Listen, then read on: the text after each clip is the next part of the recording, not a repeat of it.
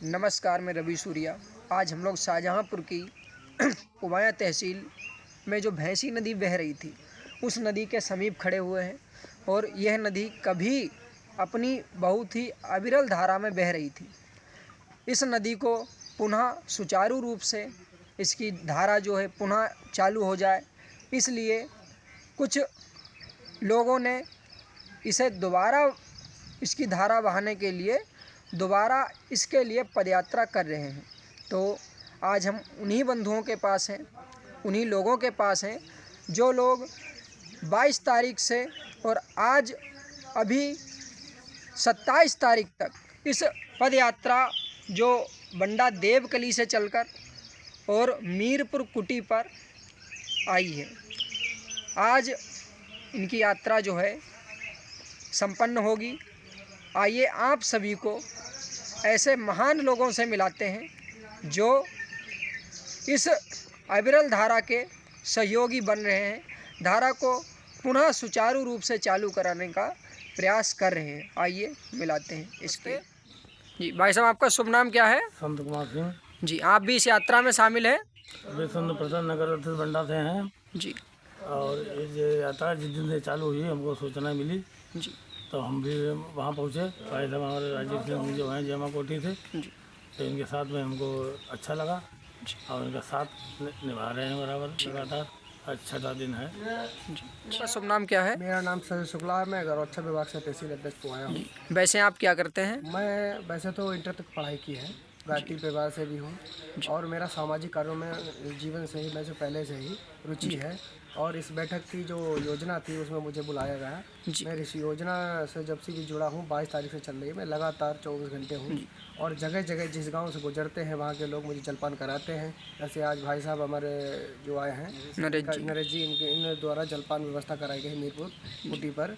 और इसी तरीके से हर जगह मुझे जलपान की व्यवस्था मिलती है। जिस गाँव पहुँचते हैं वहाँ रुकते हैं, जलपान होता है। बस। वैसे आप एक युवा हैं, तो इस यात्रा के माध्यम से आप युवाओं को क्या संदेश देंगे? मैं ये संदेश देना चाहूँगा कि जो प्राकृतिक चीज़ें हैं उनको बचाए रखें और जो प्राकृतिक ने हमें दिया है वो उसको संभाल कर रखें। युवाओं से बस यही अपील है कि प्राकृतिक चीज़ों का उपयोग करें, ना कि इलेक्ट्रॉनिक चीज़ों का उपयोग करा जाए। जी सर, आप इस यात्रा में बराबर रहे हैं, 7 दिनों तक आप पदयात्रा में रहे हैं, तो इस यात्रा का आपका अनुभव क्या रहा, थोड़ा हमें बताएंगे, हमारे दर्शकों को बताएंगे।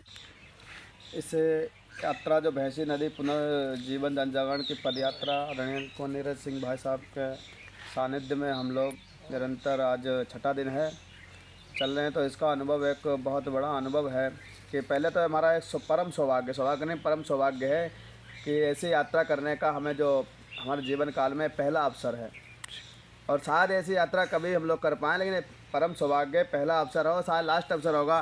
क्योंकि इतनी बड़ी यात्रा और एक पर्यावरण और एक नदी को बचाने के लिए जो भाई साहब ने अभियान लिया है, उसमें हम लोगों का बहुत ही परम सौभाग्य है कि इस यात्रा में हमको भी 7 दिन रहने का सौभाग्य मिल रहा है।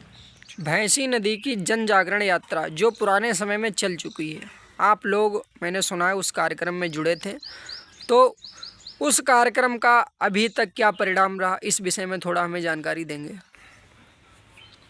पुराने जो हम लोगों ने उसमें नदी जो जिन्होंने खेत नदी पाट रखी थी उसका उस समय हम लोगों ने खुदाई कराई थी। और खुदाई करने के बाद तुरंत 2019-20 में कोरोना आ गया, उसमें वो तुरंत काम बंद हो गया था। उसका भी आदरणीय कुंवर नीरज सिंह लोक भारती के कुंवर नीरज सिंह भाई साहब भी हैं, इस यात्रा के संयोजक भी हैं और लोक भारती के से सचिव हैं। इसका हम 22 तारीख का हम लोगों ने 22 तारीख से पैदल सर्वे किया कि कहाँ कहाँ नदी कहाँ से सरल तरीके से जल आ सकेगा, ये दोबारा नदी गोमती माता संगम तक जल आ जाए। वैसे आप लोग 7 दिनों से बराबर जो है इस भैंसी नदी की पदयात्रा कर रहे हैं, तो जैसे आपकी भोजन की व्यवस्था, रहने की व्यवस्था, जलपान की व्यवस्था क्या कैसे क्या होती है, थोड़ा हमारे दर्शकों को बताएं। जो हम लोग वहाँ से चले थे सिद्धवा, जहाँ भैंसी नदी संगम का शुरू हुआ झवरा से, वहाँ से जो गांव पड़ते हैं जैसे पिपरा जप्ती है, लालपुर है, बंडा है। ये आज आप देख सकते हैं हमारे यहाँ ये श्रीमान नरेश जी हैं, नत्थापुर उनका गांव पड़ता है। इन्होंने भी जलपान कराया और यहाँ मीरपुर एक बाबा जी की कुटी है, यहाँ रुके हुए हम लोग हैं। ये मोहना इसके मीरपुर के पड़ोस में मोहनपुर गांव है, वहाँ से श्रीमान उदय सिंह जी आए हैं। और ये ग्रामीण के लोग समाज सेवा लगातार हर जगह जगह पानी जलपान और भोजन करा रहे हैं। और इन सभी को बहुत बहुत सबका हार्दिक वंदन एवं धन्यवाद देता हूँ। नमस्कार सर, आपका हमारे चैनल में हार्दिक स्वागत है। ये जो अपनी पद यात्रा चल रही है, यह पद यात्रा कब से प्रारंभ हुई है जी? ये पदयात्रा भैंसी के पुनर्जीवन को लेकर चल रही है और 22 तारीख से हम लोगों ने पदयात्रा प्रारंभ की और कल संपन्न होगी जी।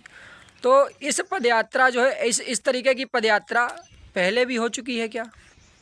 नहीं, पदयात्रा तो नहीं हुई है, लेकिन 2019 में लोक भारती ने भैंसी के पुनर्जीवन के लिए एक बहुत बड़ा अभियान चलाया था, जिसमें जन सहयोग से, श्रमदान से लगभग 55 किलोमीटर की दूरी तक नदी की खुदाई सफाई करके तैयार किया गया था जी। ऐसी यात्रा जो जैसे अभी जो आपकी पदयात्रा चल रही है, इस पदयात्रा के माध्यम से आपसे लोग जुड़ रहे हैं, लोगों को, समाज को इस पदयात्रा के माध्यम से भैंसी नदी पुनः सुचारू रूप से चालू हो सके, इसलिए आप क्या संदेश देना चाहेंगे लोगों को? इसका उत्तर मैं थोड़ा सा विस्तार से दूंगा जी। देखिए, नदियाँ धरा की धमनियाँ हैं, हमारी जीवन रेखा है। नदियों की महत्ता तो समझनी होगी। हजारों वर्षों से हमारे पूर्वजों ने जो भी प्रकृति की जो धरोहर है, जो प्रकृति की दी हुई जो भी संपदाएं हैं, उनको सुरक्षित रखने की व्यवस्था बनाई।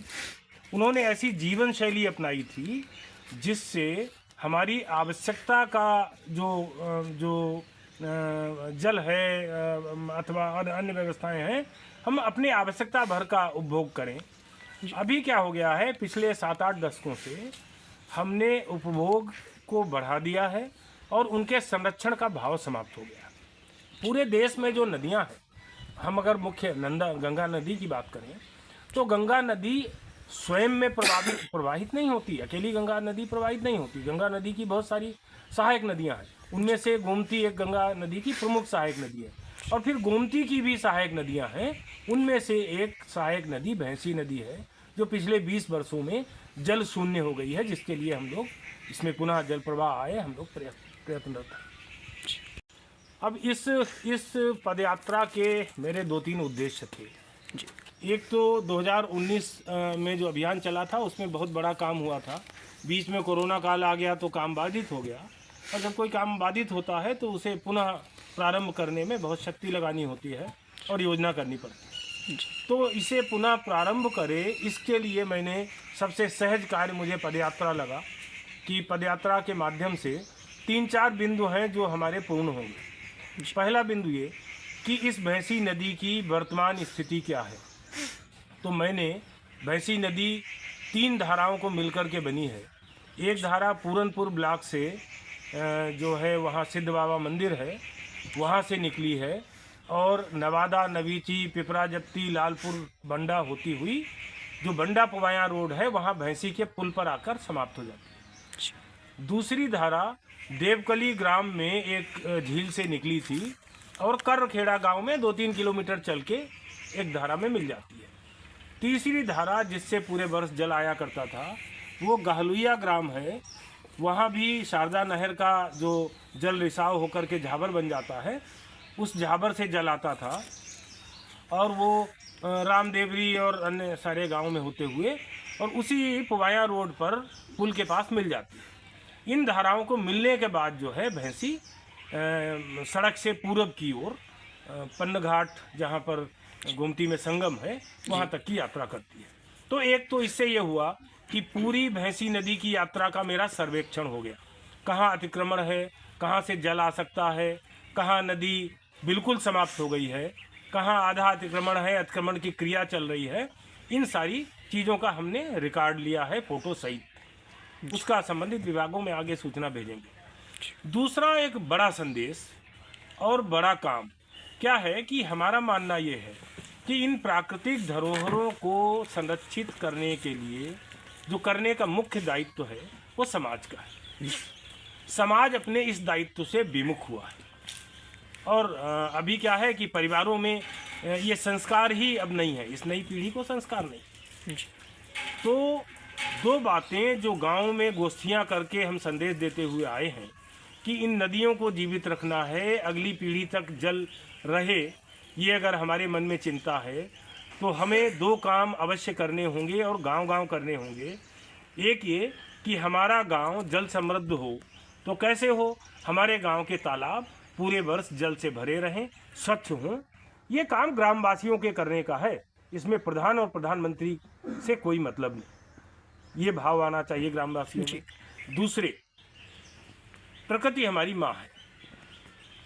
हम अपनी माँ को भी अगर बेटा लात मारता है तो भी माँ शाम को खाना देती है। ऐसे ही हम प्रकृति के साथ दुर्व्यवहार कर रहे हैं, उसके बाद भी प्रकृति हमारी चिंता करती है। प्रकृति प्रतिवर्ष हमें बहुत बड़ी मात्रा में वर्षा जल के रूप में जल देती है।